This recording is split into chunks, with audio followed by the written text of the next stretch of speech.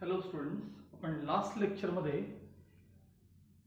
Properties of ratio of areas of two triangles यातल्या आपण total 3 properties पाहिल्या होत्या. बेसेस आणि हाईट्स अनइक्वल असतील तर काय, हाईट्स इक्वल असतील तर एरियाचा रेशो कसा असतो आणि बेसिस इक्वल असतील तर एरियाचा रेशो कसा असतो. या 3 आपण प्रॉपर्टीज पाहिल्या होत्या. याच्या आधारे आपण आता पहिला थेरम तुमचा पाहायचा आहे, तो म्हणजे basic proportionality theorem. Basic proportionality theorem, ह्याला ॲब्रिव्हिएशन आहे BPT, बेसिक प्रपोर्शनॅलिटी थेरम किंवा BPT असं त्याला म्हणतात. आता हा थेरम समजण्यासाठी तुम्हाला काय काय येणं आवश्यक आहे, म्हणजे मागच्या प्रॉपर्टीशी रिलेटेडच पार्ट आहे, तो येणं काय काय आवश्यक आहे ते बघा. लक्षात, सगळ्यात पहिल्यांदा तुम्हाला हे कळलं पाहिजे की ही जी फिगर आहे यामध्ये जे ट्रायंगल्स आहेत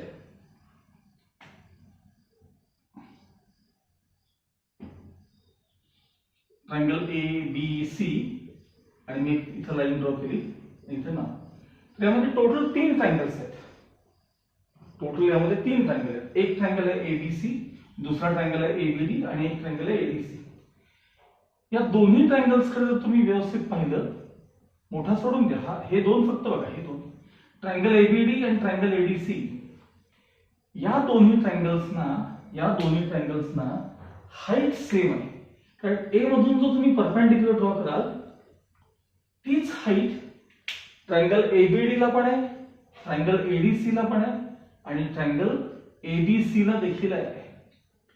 हे जसं तुम्हाला इथं कळतं की नाही, या दोन्ही ट्रायंगल्सना हाईट सेम आहे. मग दोन ट्रायंगल्सच्या जर हाईट सेम असतील तर त्यांच्या एरियाचा रेशो कसा असतो, रेशो ऑफ करस्पॉन्डिंग बेसिस इतका असतो. मग हे तुम्हाला थोडंफार असंही पाहता आलं पाहिजे. बघा, अशा प्रकारे एखादी फिगर तुम्हाला बघायला मिळाली, हा ट्रायंगल ABC तुम्ही या बाजूने पाहताय, या बाजूने लक्षात ठेवा, आणि इथे एक मी लाईन ड्रॉ करतोय, इथला नाव दिलं आपण D. तर बघा, आता ट्रायंगल ABD आणि ट्रायंगल CBD, ट्रायंगल ABD आणि ट्रायंगल CBD या दोन्ही ट्रायंगल्सना देखील जर आपण AC हा बेस बघितला, म्हणजे या बाजूने बघतोय आपण, हे कसं सरळ कळतं बघा आपल्याला, तसं आपण या बाजूने बघायचं आहे. आणि मग तुम्हाला कळेल की या B मधून जर परपेंडिक्युलर ड्रॉ केला तर ही जी हाईट BM आहे ती या ट्रायंगल ABD ची पण आहे आणि ट्रायंगल CBD ची पण आहे. ह्या अशा प्रकारे जर तुम्हाला बघता आलं ना तर हा BPT तुम्हाला लवकर कळणार.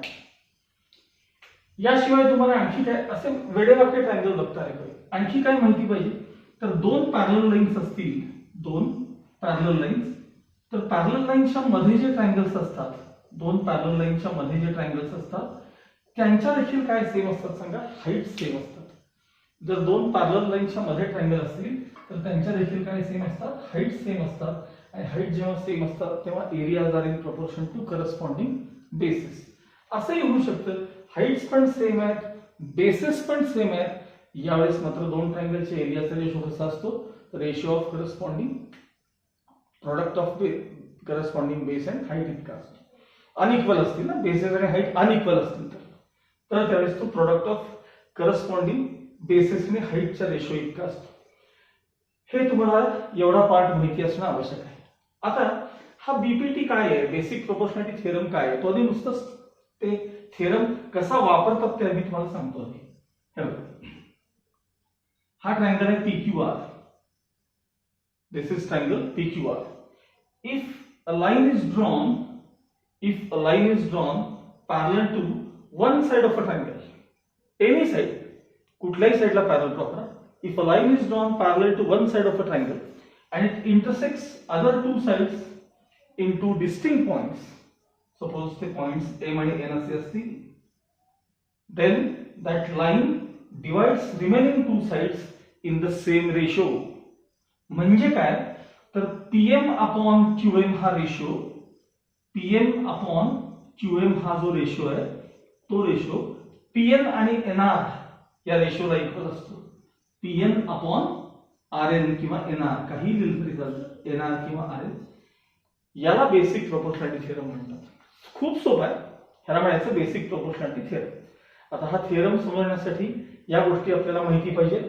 ट्रायंगल्सना बघा ट्रायंगल एबीडी हा व्हर्टेक्स ए आहे, ट्रायंगल एडीसी हा व्हर्टेक्स ए आहे, कॉमन व्हर्टेक्स असेल आणि बेसेस जर सेम लाईन वर असतील, बीडी आणि सीडी हे दोन्ही ट्रायंगलचे बेसिस एका स्ट्रेट लाईन वरती आहेत, अशा वेळेला या दोन ट्रायंगल्सना हाईट कॉमन असते आणि त्यांच्या एरियाचा रेशो हा बेसेसच्या रेशो इतका असतो.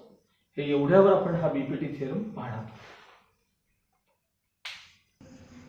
ओके, तुमच्या टेक्स्टबुक मध्ये पेज नंबर 7 वरती हा पहिला थिअरम आहे, नाव आहे basic proportionality theorem.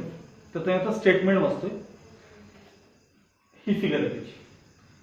If a line parallel to if a line parallel to one side of a triangle or a side of a triangle intersects the remaining two sides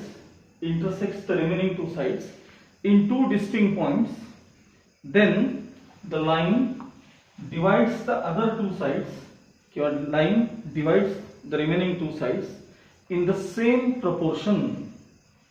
म्हणजे ट्रायंगलच्या कोणत्याही एका साइडला जर आपण एक लाईन पॅरलल ड्रॉ केली तर ती लाईन रिमेनिंग टू साइड्सना सेम प्रपोर्शन मध्ये डिवाइड करते. म्हणजे एपी अपॉन बीपी हा रेशो आणि एक्यू अपॉन सीक्यू हा रेशो सेम असतो, हे आपल्याला प्रूव्ह करायचं आहे. थेरम लिहित असताना, वहीमध्ये लिहित असताना पहिल्यांदा थेरमचं स्टेटमेंट लिहून काढायचं, त्यानंतर गिवन टू प्रूव्ह बघून द्यायचं, असेल तर कन्स्ट्रक्शन. यात हा जो रेड कलरचा जो पार्ट दिसतो तो कन्स्ट्रक्शनचा आहे आणि टू प्रूव्हचा पार्ट आहे तो मी इथे लिहून घेतलेला आहे. कन्स्ट्रक्शन याच्यात काय केले बघा, बीक्यू आणि पीसी जॉईन करायचं आहे आपल्याला.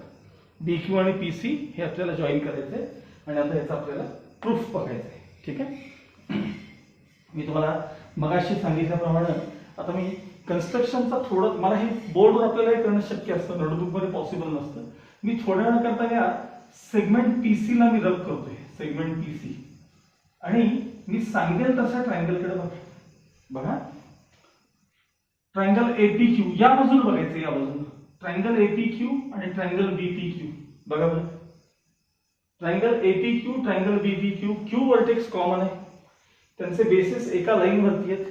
म्हणजे या दोन्ही ट्रायंगल्सना काय सेम आहे सांगा, हाईट सेम आहे. आणि हाईट सेम असेल तर त्यांच्या एरियाचा रेशो कसा असतो, रेशो ऑफ करस्पॉन्डिंग बेसिस इतका असतो. त्यामुळे आता माझं पहिलं स्टेटमेंट काय बघा, triangle APQ and triangle BPQ have same height किंवा कॉमन हाईट. या दोन्ही ट्रायंगल्सना काय आहे, सेम हाईट आहे. Therefore area of triangle APQ upon area of triangle BPQ. सांगा, दोन्ही ट्रायंगलच्या हाईट सेम आहेत. मग हाईट सेम असतील तर एरियाचा रेशो कसा असतो, करस्पॉन्डिंग बेसिस. मग ह्या ट्रायंगलचा बेस काय आहे, AP, आणि ह्या ट्रायंगलचा BPQ ट्रायंगलचा बेस काय आहे, BP, equals AP upon BP. हे झालं इक्वेशन 1. आता याच फिगर मध्ये बघा, पुन्हा मी कन्स्ट्रक्शन फक्त त्या वेळेला थोडंसं मला हवं तेवढंच पाहत असतो. आता आपण त्या मगाशी पीसी चे रब केलं त्याच्याकडे आपण आता पाहणार आहोत. पीसी बघा, आता पीसी जॉईन केले, सांगा त्या बाजूने पाहायचं ट्रायंगल एपीक्यू आणि triangle CPQ. Triangle एपीक्यू triangle CPQ त्या बाजूने बघा, ह्या दोन्ही ट्रायंगल्सना हाईट सेम आहे, व्हर्टेक्स पी कॉमन आहे, एकाच लाईनवर बेसिस आहे. यासाठी मी तुम्हाला थोड्या वेळापूर्वी सगळा पार्ट सांगितलाय. तर अशा वेळेस दोन्ही ट्रायंगल्सना काय सेम असते सांगा, हाईट सेम असते. आणि हाईट सेम असेल तर त्यांच्या एरिया कशा असतात, are in proportion to corresponding bases. बघा, triangle APQ and triangle CPQ have same height किंवा कॉमन हाईट, काही म्हणलं तरी चालतं. हॅव सेम, वरच्या सारखी आपण हॅव सेम हाईट, तर दोघांची हाईट सेम आहे.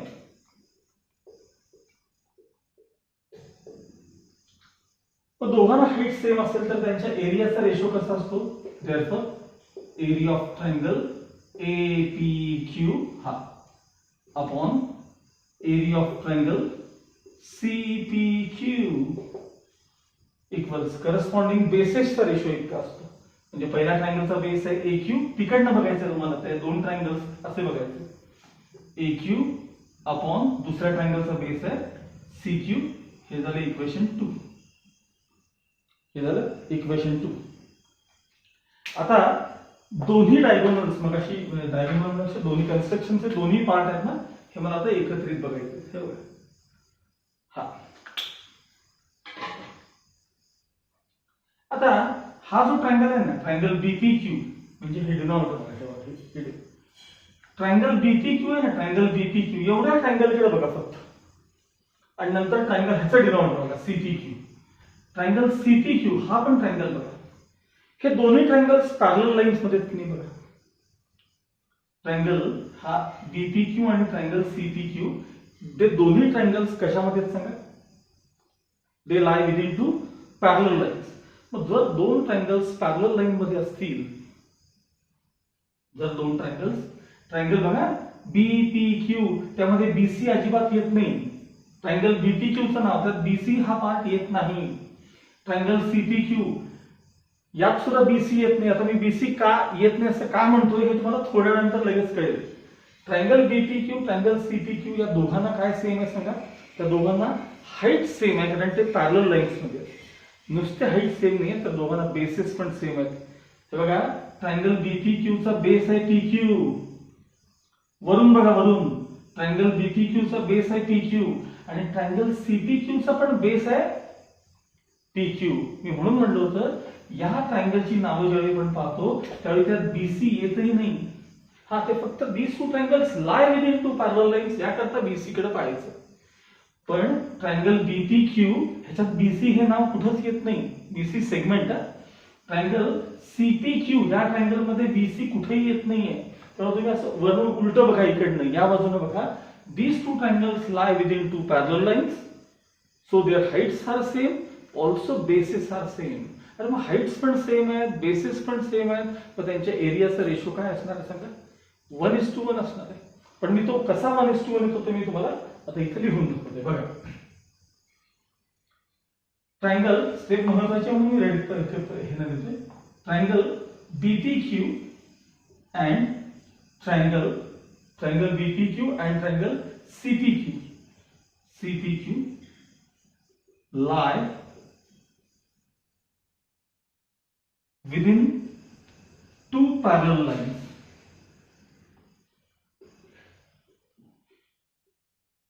and hence their heights are same.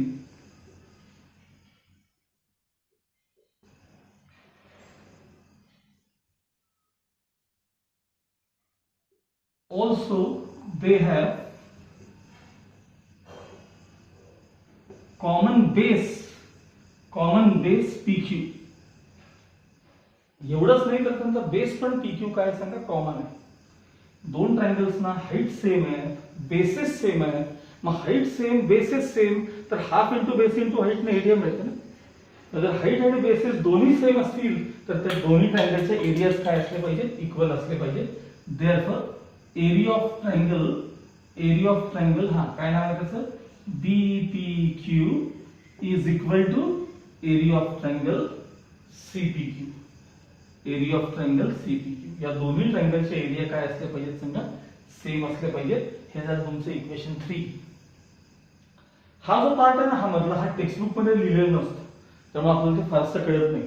These two triangles have lie within two parallel lines, so their heights are same, even they have common base PQ. त्यामुळे त्यांचे area same असले पाहिजेत. आता equation 1, 2 आणि 3 कडे लक्ष द्यायचं. इक्वेशन फार महत्त्वाची स्टेप आहे.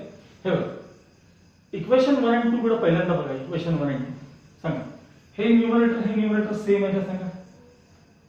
सेम आहे. न्यूमरेटर APQ सेम आहे. आता BPQ ची एरिया आणि CPQ ची एरिया इक्वल आहे, आपण इथे सांगितलं की नाही सांगितलं? म्हणजे याचा अर्थ हे दोन्ही डिनॉमिनेटर्स पण इक्वल आहेत की नाही सांगा? उदाहरणार्थ समजा आता एक एक्झाम्पल देतो इथं. हे बघा, A/C आणि A/D समजा. आणि पुढे तुम्हाला जाऊन सांगितले की सी आणि डी इक्वल आहेत, सी आणि डी इक्वल आहेत सांगितलं, तर मला सांगा ए ए दोघे न्यूमरेटर सेम आहेत, सी आणि डी इक्वल आहेत असं पुढे सांगितलं, तर याचा अर्थ सरळ सरळ ए अपॉन सी आणि ए अपॉन डी हे दोन्ही रेशोज इक्वल आहे असं होतो की नाही त्याचा? मग मला सांगा एलएचएस मध्ये इथं न्यूमरेटर मध्ये एपीक्यू सेम आहे, बीपीक्यू आणि सीपीक्यू एरिया इक्वल आहे इथं सांगितलंय, मग याचा अर्थ फ्रॉम इक्वेशन्स 1, 2 आणि 3 तुम्हाला काय कळतं सांगा? 1 आणि 2 च्या एलएचएस काय आहेत, 1 आणि 2 च्या एलएचएस काय आहेत सांगा? सेम आहे. एपीक्यू सेम आहे, ही एरिया इक्वल आहे हे इथं सांगितलंय, म्हणजे हा रेशो आणि हा रेशो काय असला पाहिजे? इक्वल असला पाहिजे. मग एलएचएस जर सेम असतील तर आरएचएस देखील काय असतात सांगा? सेमच असतात. जर दोघांच्या एलएचएस इक्वल असतील, 1, 2 च्या इक्वेशन एलएचएस इक्वल असतील तर आरएचएस 100% इक्वल असले पाहिजे. मग आता नेक्स्ट स्टेप असली येणार फ्रॉम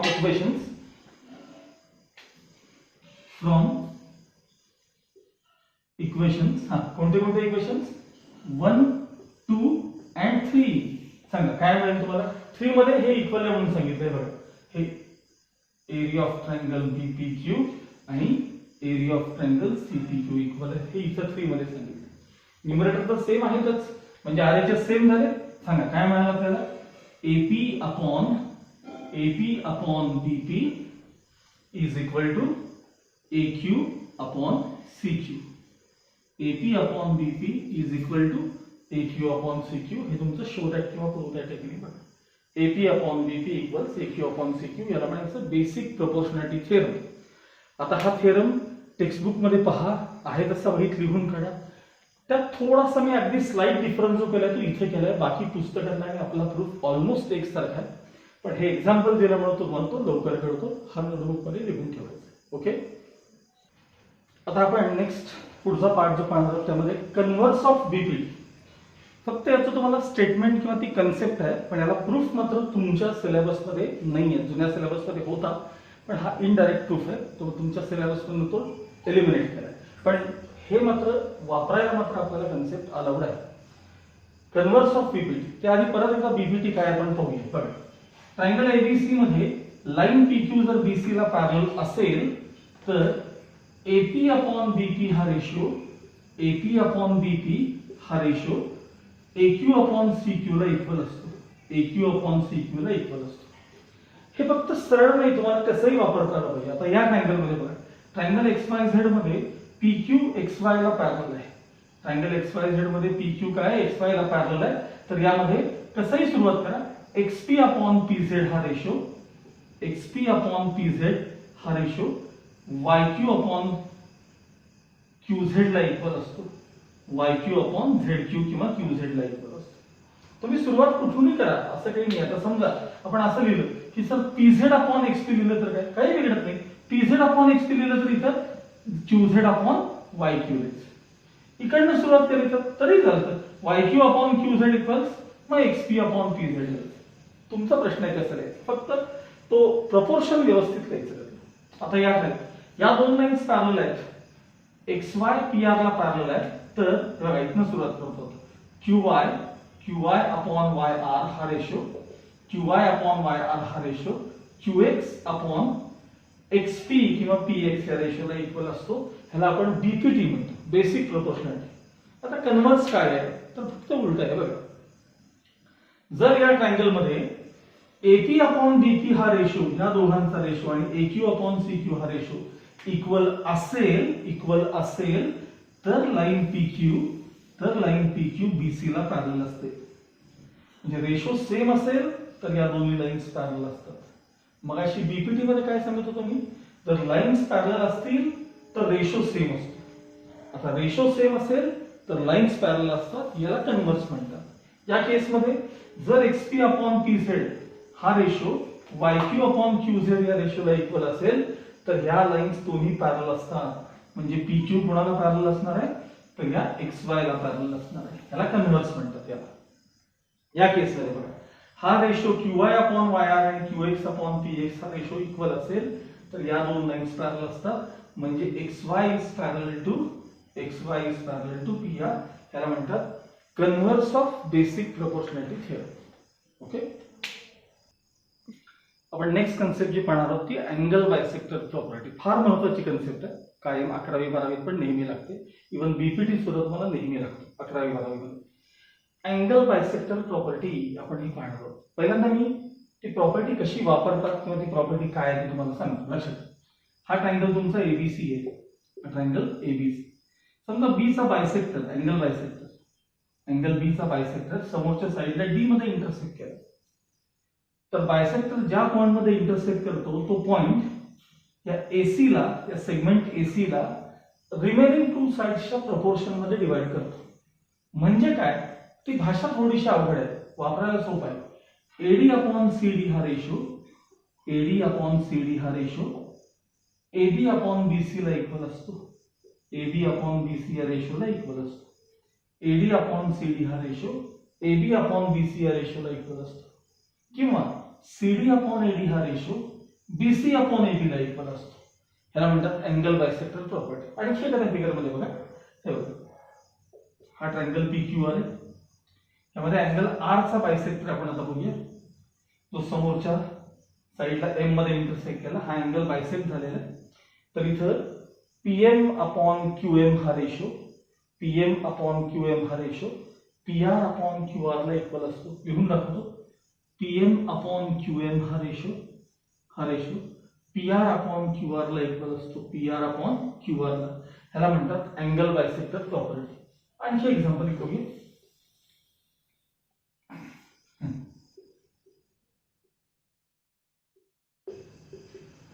एबीसी ट्रायंगल आहे हा. त्याच्यामध्ये हा बायसेक्टर आहे अँगल ए चा, इथे डी मध्ये इंटरसेक्ट केलाय. तर बीडी अपॉन सीडी हा रेशो, बीडी अपॉन सीडी हा रेशो हा एबी अपॉन एसी ला इक्वल असतो. एबी अपॉन एसी ला इक्वल असतो. पहिलं बघा, मी बीडी आधी घेतलाय तर इथलं एबी पहिल्यांदा आहे. समजा मी लिहिताना सीडी अपॉन बीडी लिहिलं असतं तर एसी अपॉन एबी लिहायचं. ह्याला म्हणायचं अँगल बायसेक्टर प्रॉपर्टी. त्याचा आपल्याला आता हा थेरम किंवा ही प्रॉपर्टी आपल्याला पाहिजे. टेक्स्टबुक मध्ये त्याचं स्टेटमेंट दिलंय, ते पेज नंबर 8 बघा. टेक्स्टबुक मध्ये पेज नंबर 8 सगळ्यांना सापडलं बघा. पेज नंबर 8 टेक्स्टबुक समोर पाहिजे. अँगल बायसेक्टर प्रॉपर्टी असं म्हणलेलं आहे. थेरमचं स्टेटमेंट वाचतो मी. The bisector of an angle of a triangle, the bisector of an angle of a triangle divides the side opposite to the angle in the ratio of the remaining sides. म्हणजे राहिलेल्या दोन sides मध्ये divide करतो असं म्हटलं. बाकी given to prove वगैरे तिथलं आहे तसं लिहून घ्यायचं. आता ऍक्च्युअली ही फिगर एवढीच आहे. ट्रायंगल एबीसी मध्ये हा सीई बायसेक्टर आहे.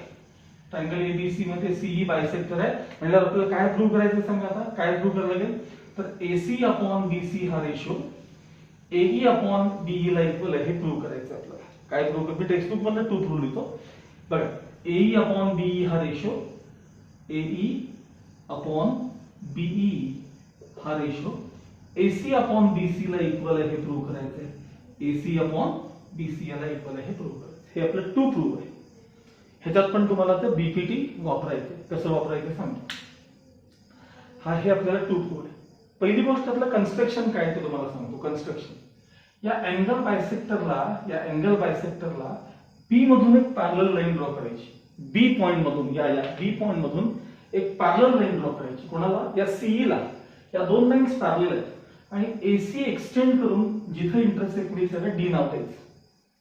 फक्त एसी एक्सटेंड करायचं आपल्याला स्ट्रेट लाईन मध्ये आणि जिथे इंटरसेक्ट होईल त्याला डी नाव द्यायचं. थोडक्यात या दोन लाईन्स काय आहेत, या दोन लाईन्स काय आहेत सांगा. या पॅरलल लाईन्स आहेत. कोण, सीई अँगल बायसेक्टरला बीडी ही लाईन थोडक्यात काय आहे तर पॅरलल आहे. ओके बघा, आता याचा मी प्रूफ दाखवतोय, समजून घ्या का. सीई बायसेक्टर आहे. काय आहे, सीई बायसेक्टर आहे. बघा, रे सीई बायसेक्स अँगल, हा कोणता सांगा, ए सी बी गिवन. मग बायसेक्टर असेल तर हे दोन्ही अँगल्स काय असले पाहिजेत, कॉन्ग्रुएंट असले पाहिजेत. therefore angle ACE congruent angle BCE हे दोन्ही अँगल्स काय असले पाहिजेत, कॉन्ग्रुएंट असले पाहिजेत. BCE हे झालं इक्वेशन 1. ओके, हा अँगल याला कॉन्ग्रुएंट असला पाहिजे. आता या दोन लाईन्स कशा आहेत सांगा, या दोन लाईन्स पॅरलल आहेत. मग ते पहिले आपण मेन्शन करूया इथं. सेगमेंट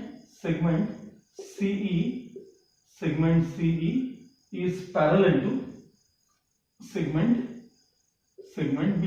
हे कुठे लिहिलंय सांगा आपण, हे कन्स्ट्रक्शन मध्ये लिहिलेलं आहे. कन्स्ट्रक्शन. मग आता मला सांगा, जर या दोन लाईन्स पॅरलल असतील, बघा आता बघा या दोन लाईन्स कडे फक्त लक्ष द्या, या दोन लाईन्स कडे, आणि थोड्या वेळ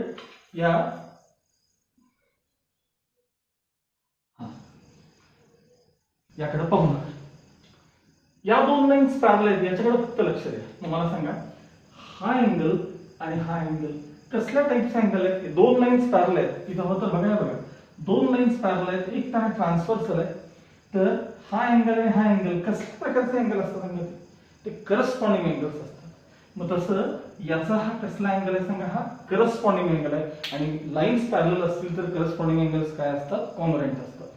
म्हणजे थोडक्यात ACE ला या अँगलला, या अँगल ACE ला, therefore angle ACE is congruent to angle CDB is congruent to angle CDB. Reason काय सांगा त्याला, तर करस्पॉन्डिंग अँगल. रिझन मी शॉर्ट मध्ये लिहिलं, करस्पॉन्डिंग अँगल्स. इक्वेशन 2 कुठल्या टाईपचे अँगल आहेत ते, तर करस्पॉन्डिंग अँगल आहे. तर आपण काय दिलंय, इक्वेशन 2 दिलेलं आहे. आता त्या आपण या लाईनकडे पण पाहूया पुन्हा. समजा दोन लाईन्स पॅरलल आहेत, एक ट्रान्सफर्सल आहे. तर मला सांगा, झेड चा शेप दिसतो का? झेड अल्फाबेट झेड सारखा शेप दिसतो तुम्हाला? सांगा, हे जे दोन अँगल आहेत ते कसल्या प्रकारचे अँगल आहेत सांगा हे? तर ह्यांना अल्टरनेट अँगल्स म्हणतात. कसले अँगल म्हणतात त्यांना? Alternate angles. आणि लाईन्स पॅरलल असतील तर अल्टरनेट अँगल्स काय असतात? कॉन्ग्रुएंट असतात. आता मला सांगा, हे बघा या दोन लाईन्स पॅरलल आहेत, या दोन लाईन्स. मग मला सांगा, याचा अल्टरनेट अँगल इथं असला पाहिजे की नाही? बघा झेड दिसला का? बघा झेड असा दिसला का? बघा त्या दोन लाईन्स पॅरलल आहेत, मग याचा अल्टरनेट अँगल इथं असला पाहिजे, बरोबर? देअरफॉर नेक्स्ट स्टेप मध्ये सांगा, ह्याचं नाव काय आहे? Angle BCE. Angle BCE is congruent to angle CBD is congruent to angle CBD. ह्याला रिझन काय असणार आहे? Alternate angles equation 3. Alternate angles equation 3. आता सांगा, हे बघा 2 आणि 3 च्या LHS बघा. ACE अँगल, हे बघा ACE आणि BCE हे मुळातच दोन्ही कॉन्ग्रुएंट आहेत, बायसेक्टर आहेत. थोडक्यात काय केलं बघा मी, हे दोन अँगल्स मुळात कॉन्ग्रुएंट दिले तुम्हाला. याचा हा करस्पॉन्डिंग अँगल आहे, त्यामुळे याला हा अँगल कॉन्ग्रुएंट आहे. याचा हा अल्टरनेट अँगल आहे, म्हणून हा अँगल याला कॉन्ग्रुएंट आहे. अरे पण मुळात हेच दोन्ही अँगल कॉन्ग्रुएंट आहेत. मग त्यांचे कॉन्ग्रुएंट अँगल म्हणजे हे पण काय असले पाहिजेत? कॉन्ग्रुएंट असले पाहिजेत की नाही? मग आता बघा, ACE आणि BCE हे दोघं अँगल कॉन्ग्रुएंट आहेत. मग यांचे कॉन्ग्रुएंट अँगल्स देखील काय असले पाहिजेत? अर्थात कॉन्ग्रुएंट असले पाहिजेत. फ्रॉम 1 2 3 बघा, हे LHS मध्ये दोन्ही सेम आहेत की नाही बघा, म्हणजे RHS सेम असले पाहिजेत. फ्रॉम इक्वेशन्स 1 2 3 काय स्टेप मिळाली तुम्हाला? देअरफॉर हे बघा, हे दोन्ही अँगल्स कॉन्ग्रुएंट मिळाले. Therefore angle CDB is congruent to angle CBD. कुठून आणलं आपण? फ्रॉम इक्वेशन्स 1 2 आणि 3. फ्रॉम इक्वेशन्स 1 2 3 आपल्याला ही स्टेप मिळाली.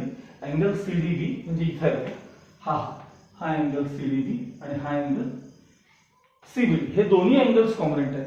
मग मला सांगा, हे जर दोन, हा ट्रायंगल बघा, हा ट्रायंगल, हे जर दोन बेस अँगल्स कॉन्ग्रुएंट असतील तर तो ट्रायंगल BCD काय असला पाहिजे? तो आयसोसेलेस ट्रायंगल असला पाहिजे. Therefore triangle BCD is an isosceles triangle. आणि आयसोसेलेस ट्रायंगल जेव्हा असेल तेव्हा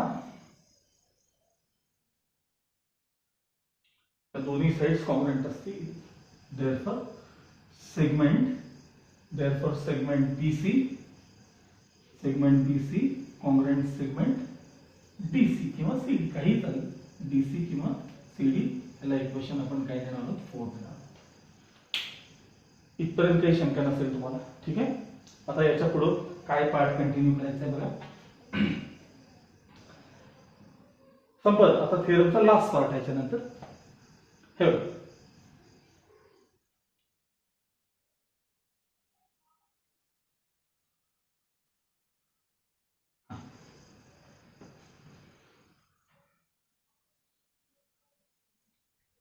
मी सांगेल त्या या बाजूनं ट्रायंगल एबीडी कडे बघा, फक्त ट्रायंगल एबीडी, मोठा ट्रायंगल या बाजूनं बघा, या बाजूनं ट्रायंगल एबीडी कडे बघा, ट्रायंगल एबीडी त्यामध्ये या दोन लाईन्स पॅरलल आहेत का बघा, त्या दोन लाईन्स.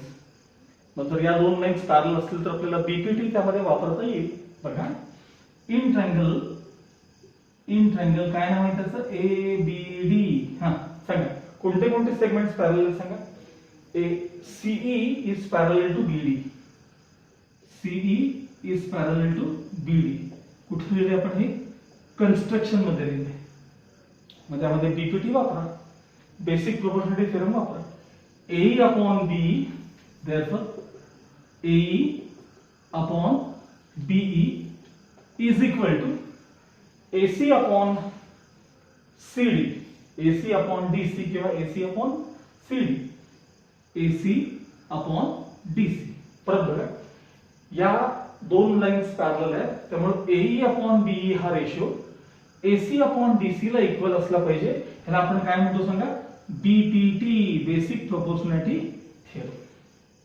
पण आताच सांगितलं तुम्हाला की सेगमेंट BC ला DC कॉन्ग्रॅन्ट आहे, म्हणजेच DC ला BC कॉन्ग्रॅन्ट आहे.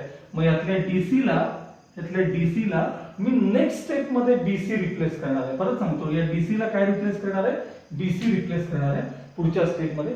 फक्त इथं लिहितो या पोर्शन मध्ये, therefore AE upon BE is equal to AC as it is upon DC can be replaced by BC.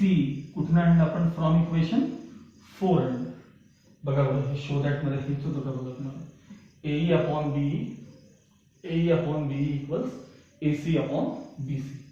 AC upon BC हे आपल्याला प्रूव्ह करायचं. त्याला म्हणायचं अँगल बायसेक्टर प्रॉपर्टी.